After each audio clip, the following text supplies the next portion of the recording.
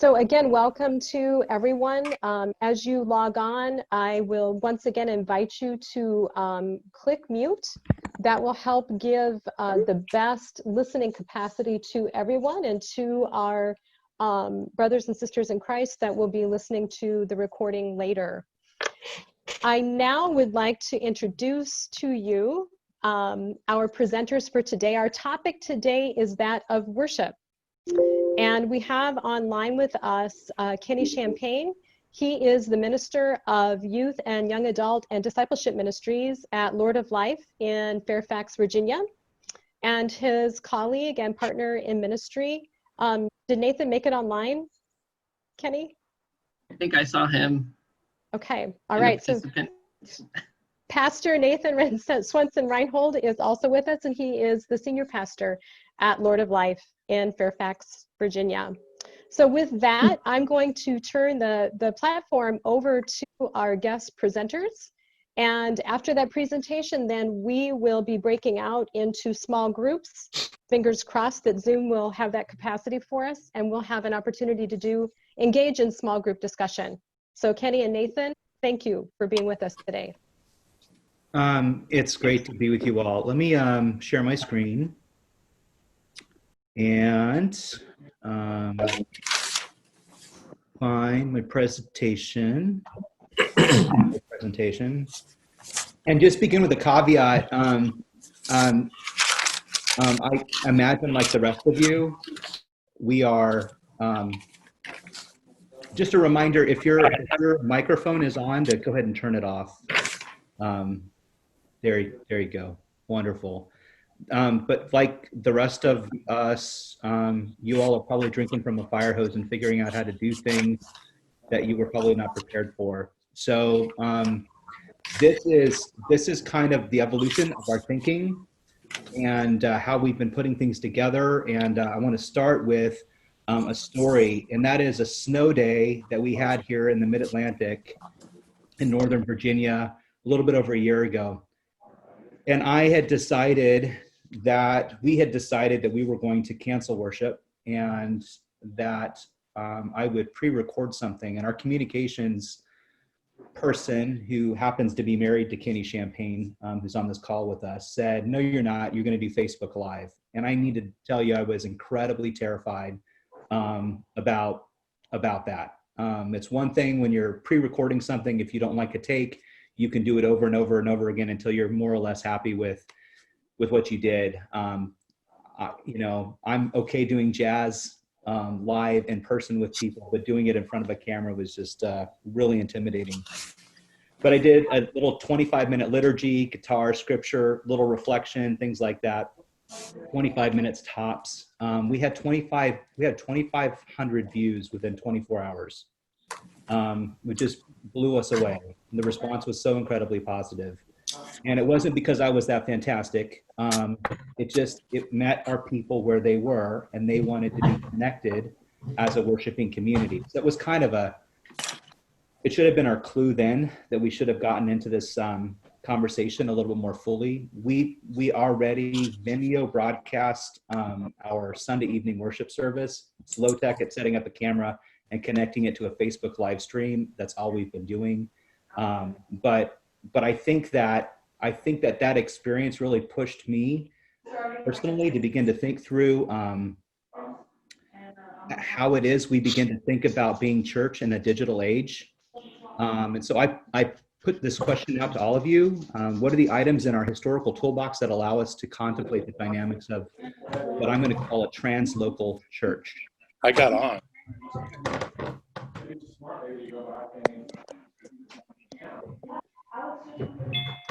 That was awful. So, friends, just a reminder, if your microphones are on, to go ahead and mute them. Thank you very much. We'll get off the internet for a little while. So here are some of the things that I came up with. Big words, I know, but we're actually panentheistic as Christians. For in him we live and move and have our being. And I think that I like beginning with the big picture on this. Where do we come from? What are the things in our theological, ecclesiological toolbox for us to contemplate? What does it mean to be church in translocal ways? I think an understanding of God as something bigger than a theistic entity helps us get there and understand God not only exists in relationship to us, we actually reside in him. And I think that offers us opportunities to think about how it is we do church together differently inside of him. Number one, God is by definition translocal. We have a Eucharistic vision, and we Lutherans are really good at the present access conversation. Christ is in, with, and under the elements, but there is the dynamics of past remembrance. We remember and are connected to a vision of Jesus's death and resurrection. But a la Pannenberg and some of the other theologians of the 20th century, we have this vision of future participation. The Eucharistic vision isn't just present access and past remembrance, it's also our participation in the vision of Isaiah. On this mountain, the Lord of hosts will make a feast for all people. And so there's a sense in which I'm assuming many of you teach the same thing. As I've taught Eucharist to my people, one of the things I imagine them to do, or I invite them to do, is to imagine being connected to all the other Christians who are connected and communing around the planet at any given time. And we're already using that imagination. I think our digital media invites us to imagine what does it mean to be church in ways that we can actually see and discern.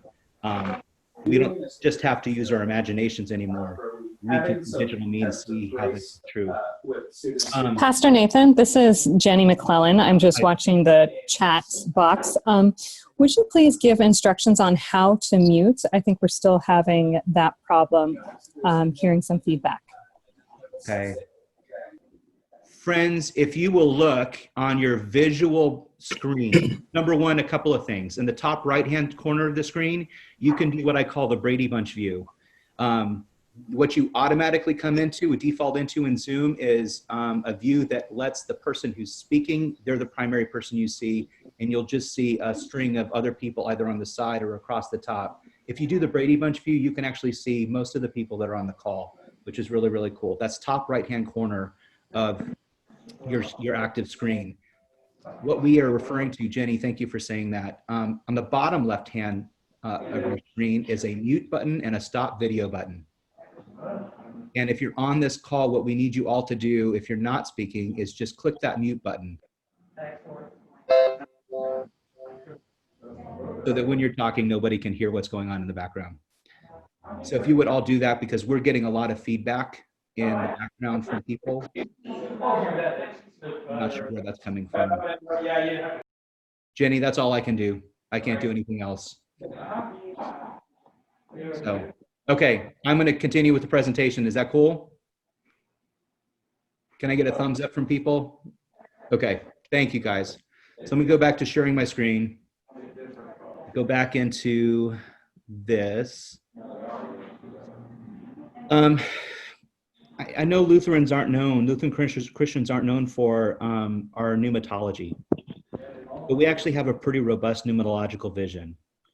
So if it wasn't enough that we're in a panentheistic reality in the church, we've got this thing called the Holy Spirit, which is the translocal expression of God that holds us together in our mission.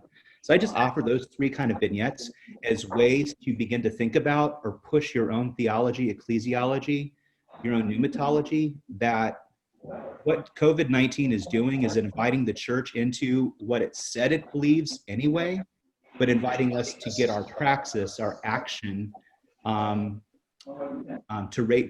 level up to what we say we believe.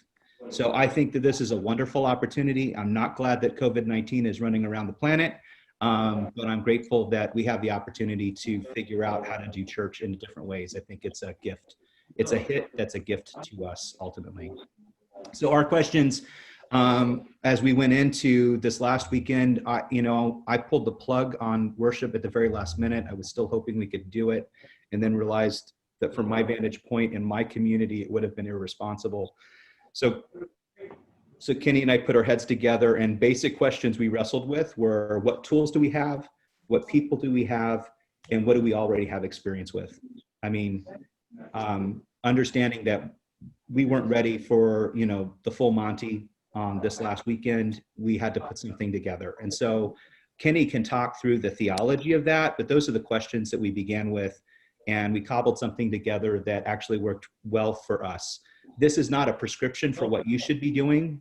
I think the coaching questions, the right questions for all of us are, what do you have access to? What do you already know and understand? And what can you actually do? And then you can grow into skill sets over time. But so what we're showing you here is not prescriptive. This is how we answered those questions. Kenny, I'm going to hand it off to you. Cool. Thanks, Nathan. Yeah, so like Pastor Nathan was saying, what I'm going to talk about is kind of more the technology side of things. But this is not necessarily what we did is not going to work for everybody. We have access to certain technologies that not everybody's going to have access to. We had some infrastructure already for streaming purposes. And a lot of you may or may not. You may have more things, you may have fewer things. Also, my background is in film and television production, so that kind of gave us a little bit of a extra help there, although my expertise is more in actual broadcast, not live streaming stuff, but there is some of that has helped us through this. But like Pastor Nathan said, it really is about figuring out what things do you have access to, what are you able to do, especially in such short notice, that, you know, we want to provide quality to folks, but at the same time, if you are shooting too far ahead, then you might not be able to get anything out there. And so it's just about what you can get out to folks. So what we ended up doing, we live streamed our worship on Sunday morning, and we have, as you can see on the shared screen, these cameras called Mevo cameras. We had purchased 2 of these about a year ago. They're not too expensive.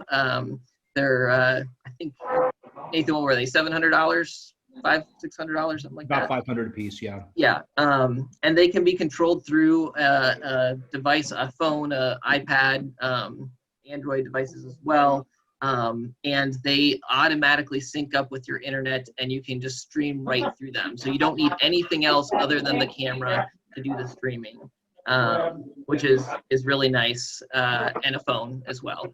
And you just link that to whether it be Facebook Live or YouTube or multiple other streaming processes. Hey, Kenny, hold on a second. Deborah, can you mute yourself, please? Perfect. Excellent. Thank you so much. Great. Yeah, so you can just hook up those Mevos, and if you can only run one Mevo at a time with one stream. But then what we ended up doing was we got a subscription through Vimeo. They have, what you see on this slide, they have a service called Livestream that you can sync multiple cameras up to it, and so you can have multiple cameras going at one time. We had 2 Mevos going at one time. I highly recommend looking into Vimeo. You can get a subscription to Vimeo for free. You can get an account for free there. It's just like YouTube. It's sharing videos. Their live streaming seems to be really good. And the cool thing about Vimeo is you don't have to get any software. If you want to take it to the next level, you can purchase software that they have for live streaming. But if you just want to stream from their website and connect your Mevo camera or any other device to it, you can do that. And you can link YouTube, you can link to Facebook. So we were able to stream through Vimeo, and so that went out to Vimeo, it went to our YouTube channel, and it went to Facebook Live. So we had 3 places, and then we were actually able to take that Vimeo feed, and we were able to embed that into our website, so we could direct people to our website as well to view all of that stuff. So there's actually 4 places that people could go to view our stream live, and in all those places, it was also recorded and saved, and so people can go back and see that stuff when after the live stream is done. Kenny, this is Jenny McClellan. A question came up. since you're talking about resources. Mhm. What would you say about the benefits between Vimeo, YouTube, and also Facebook Live and Zoom? Yeah. So it all just kind of depends on what you're trying to get at. Facebook Live and again, what your resources are. Facebook Live is a really great platform if you just have, say, an iPhone or an Android, and you can just pull out your phone and you can just go live on Facebook and you're live streaming. Facebook Live is probably the easiest way to go about this. And very, user friendly. The nice thing about Facebook is if you have a church Facebook account or a church Facebook page, for folks who have signed up to follow your Facebook account, it will, if they've set their settings right, they will get notifications that you are live. So I know whenever Lord of Life goes live, my phone gets a notification that says Lord of Life is now live, and I can click on that and go straight into watching the video. There's also the ability to communicate on that with people posting comments, and you can respond back to that. So that's a benefit of Facebook Live. YouTube is a really stable platform. People can comment there as well. But I have found that YouTube is more of a good place to kind of house final videos and to direct people to go, because you can archive videos really well there and organize them. So after you've recorded something, you can post stuff to YouTube, but there is a live way to do live streaming on YouTube as well. Vimeo, like I said, I think the biggest benefit with Vimeo is that you can go through Vimeo and push things out to multiple sources. So if you have all of those channels, YouTube, Facebook, all that stuff, then Vimeo is a great way to access all of those channels if you want to.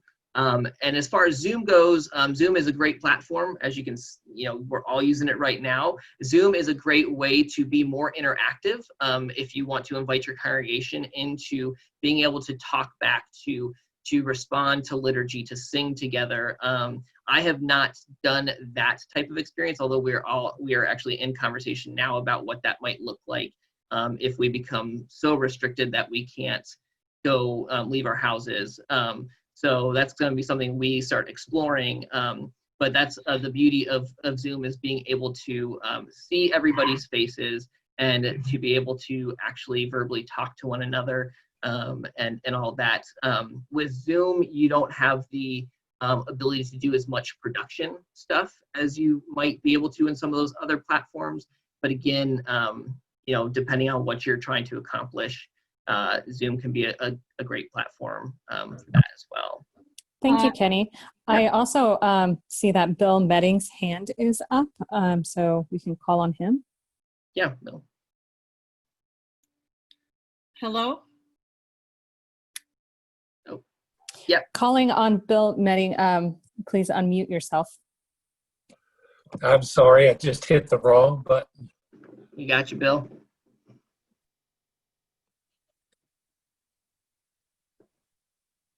Did you have a question, Bill?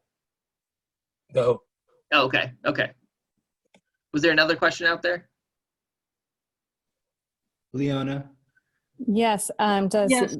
I go don't ahead. know what the protocol is here. If you want to ask a question, what is the protocol? Go ahead and ask. Yeah. Okay. My question is, so I'm a choir director. My question is, on Zoom, can people sing together at the same time? I know that doesn't work on FaceTime. It doesn't work on Skype. It doesn't work on Zoom? Not well. Yeah. I think Yeah. part of it's a timing thing, that there can be, depending on your internet connection, there can be lag. And so when people are singing, if you're really trying to sync up, I don't think it works out extremely well. So I'm a musician, and in addition to doing church music, I teach private lessons online. So that's been my experience. And if there was a possibility of us singing a hymn together, I wanted to know about it. But it doesn't sound like you have an answer for that yet. Not that I've heard or experienced. Okay, thank you. Mm-hmm. This is Annie Ladnier. I do think, though, you could have a musician or have a song play. Hi, Annie. And if other people, hi Nathan, and if people are muted, you know, they'll get your live thing and the time that they're in. They can sing along from where they are, Yeah. but you just don't want everybody trying to sing because it's going to be a cluster. Yeah. Yes. No, I think that that's well articulated. Because of the time lags of stuff, it's a cacophony if everybody's trying to sing together. But Annie's exactly right. If you've got music up and people have themselves muted at home and they're singing, that can work very, very well. And that's a really great way to say, or to get people to participate. So we don't get the benefit of hearing each other, but we can still have those experiences with our families in our homes. So- Yeah, great, So Annie. Kenny, last Sunday, did you have hymns? We did. Yep, we had hymns on our live stream, and you know, everything was all live streamed, so we didn't have people participating other than through chats and stuff. Nathan, did we get any feedback about whether people were singing at home along with us or? Yeah, Okay. we had people singing at home. Cool. Great. Yep. So we didn't have easy access to words this last week. We weren't ready for that.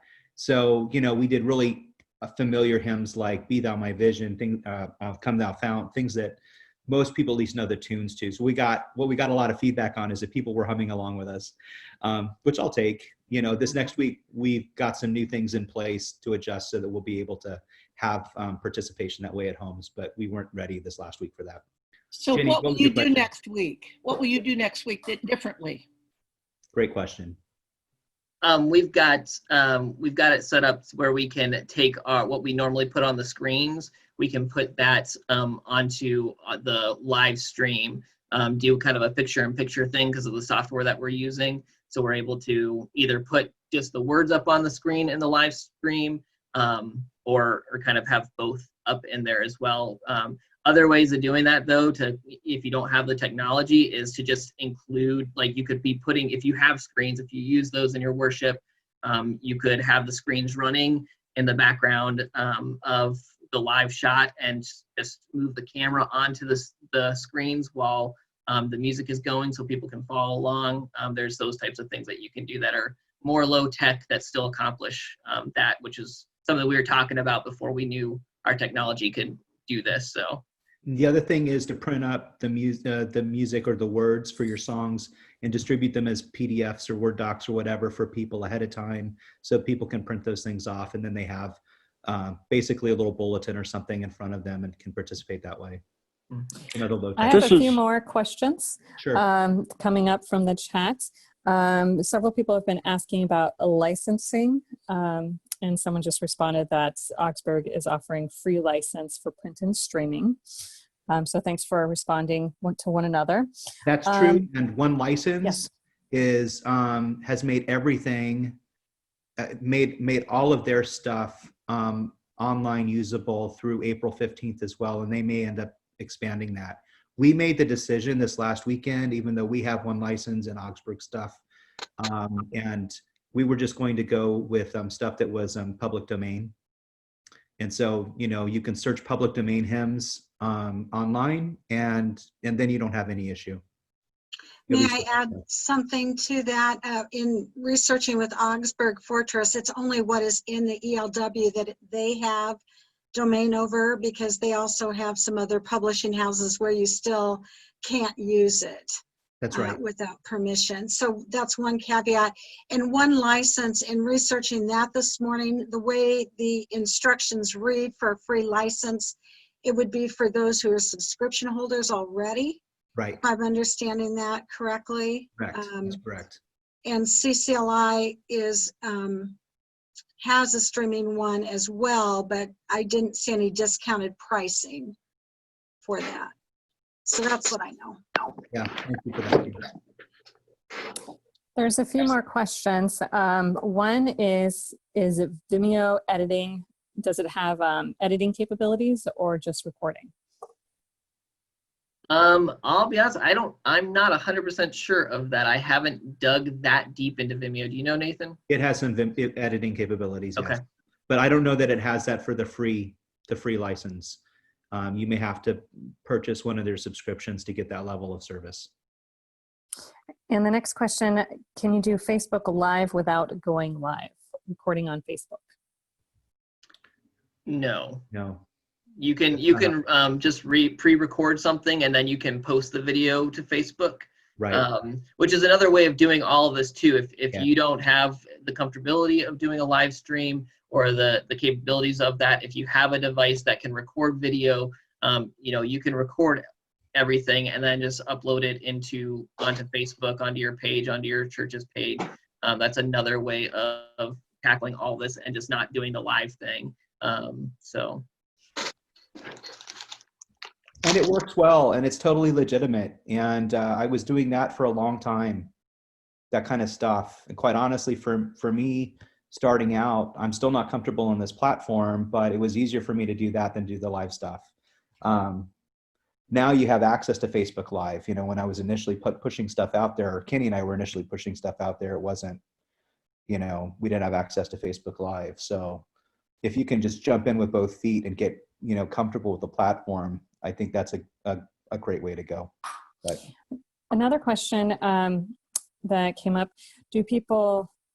are you setting up the sanctuary or setting up your home for sacred space to encourage people to do that? So we used our sanctuary. We have two sites. So we used the one that the lighting was better in and set that up for this. But what we saw is that, and we're encouraging people because we're creating a leveling up your worship experience at home as we do this together. What we saw is that families were already creating family altars. And so we're inviting people to take pictures of those things and send them into us so we can kind of crowdsource people's ideas. So it's a neat way for people to bring the holy, which I think for many of us in the church has been, we've imagined you got to go to a church building to do that. It's neat to watch people bring the holy conversation into their homes and begin to see their homes in a different way. We're already starting to see a shift. So great question. Yeah. And another question, is it with licensing, can you do pre-recorded music or YouTube music videos incorporated into your feed if it's public domain? If it's public domain, there's no issue. Yeah. But everything is going to be different. If it's not public domain, then it really depends on the legal particulars of the carrier you're using, the licensing body you're using. Is it Janice or Janice? As Janice Hawley said, it's different bodies have different versions of hymns and different licenses with regards to those things. Janice, thank you. It's Janice. Okay, thank you. I'm sorry, I didn't mean to butcher your name. So friends, I'm going to jump in for a minute. This is Jill again, and I want to invite, if Nathan and Kenny are willing to put their email addresses in the chat area, if you potentially would be willing to continue to answer some questions, that would be great. And Nathan, can you tell me how much more time you need before we break into our small groups? Nothing. I just, we've already talked about some of the changes we're making. Another change is we did a passing of the peace at the end, and people were doing the peace y'all, peace be with yous, typing that stuff in at the end. And one of the feedback things that we got was we didn't have enough time for people to do that. And so it's just been wonderful to watch how just with the interaction on that level, how wonderful that was, and that there was a community response like, we need more of that, create more space for that. So we're building more space for some community interaction with families with each other and people online with one another in this next week's experience, because we're finding that this is a really rich environment. So that's one of the changes. We're adding a children's sermon. Because our kids want a children's sermon. So we're doing stuff like that. Anyway. Excellent. So questions for us all. These are the coaching questions. What research? I have a question. Sure. When you talk about live streaming, are you actually having some participants in your congregation, or is it only the presiders and those up front? We had 3 pastors, we had a pianist, and we had two singers. Actually, basically our music directors. And then we had Kenny, who was running the video pieces, and we had an audio person, because we were able to figure out how to feed our audio directly in. So it wasn't just passive audio, and people could hear really, really well. So that was it. Oh, and then Kelly Champagne, Kenny's wife, was doing interaction with people online. And tell us again what platform you use. You use Facebook Live? We use Facebook Live, Vimeo, YouTube, all 3. All of them, okay. We were streaming to all 3. But you didn't have anyone sitting in your congregation. Nope, just us 6, 7 individuals working Thank you. on our stuff. That was it. Thank you. Yeah. Bizarre experience, I need to tell you. It was strange. So the passing of the piece at the end, Yeah. how, you weren't using Zoom, so how were people passing the piece? Because on Facebook Live and Can YouTube, do that. well, at Facebook Live and YouTube, you can do comments. You can be typing at each other. I Just see. like the comments here in Zoom. You So can they're do writing. those platforms. So people were interacting with each other there. Great, great. Exactly. So Nathan, as we are wrapping toward you finishing this part of your presentation, I just want to name out loud that this will not be the only time that we do this. We hope to offer these same topics again in the future, as well as additional ones. And I really want to capitalize on what you said about having the opportunity to connect person to person. So I invite you to take maybe 2 more minutes to wrap up whatever you and Kenny wanted to present. And we're going to have an opportunity to go into smaller groups and have that more one-to-one interaction with facilitators in breakout rooms. Sure. So all we have to wrap up with is just some questions that I think are the low-hanging fruit questions that we can all wrestle with. What resources do you have access to? What do you already know how to use? If you know how to use your smartphone and you have a Facebook account, you can do Facebook Live right now. It doesn't need to be high tech. You've got access, but just name that stuff and start there and then build. What are the most important things for you to learn right away? And then I think the larger picture about pushing our beliefs and our understanding of what it means to be church. What is your belief about the action of the Holy Spirit? What is your actual belief about that? If you believe that the Spirit is everywhere, then being church together in translocal ways actually makes perfect sense. Makes perfect sense. How does your understanding of the nature of the church need to transform in this time? I think that there's really an opportunity for the church to, COVID-19 is going to remake the church one way or the other, folks, period. This is our opportunity to look at this as a gift to us. It's forcing us to do stuff that we knew 10 years ago we needed to do. But we were all dealing with resistance in our congregations and refused to make the steps. And now we don't have a choice. Here it is. This is a gift. So how do we seize this? And how do we actually, we have a theology that supports this as Lutheran Christians. It's rich, a rich history that allows us to make this step. Let's do it together. Kenny, you got anything else? No, I think you got it all. I just want to give a shout out to Jenny McClellan for doing this. When I go to shared screen mode, I can't see comments. And so it was great to have her curating those comments and questions so that Kenny and I could interact with you all. So thank you, Jenny, for doing that. That's awesome. All right, Jill, that's all we got. Okay, well, that's not all you got, because I could tell just from the plethora of questions and great conversation already. And again, we want to provide space for you to have continuing conversation. And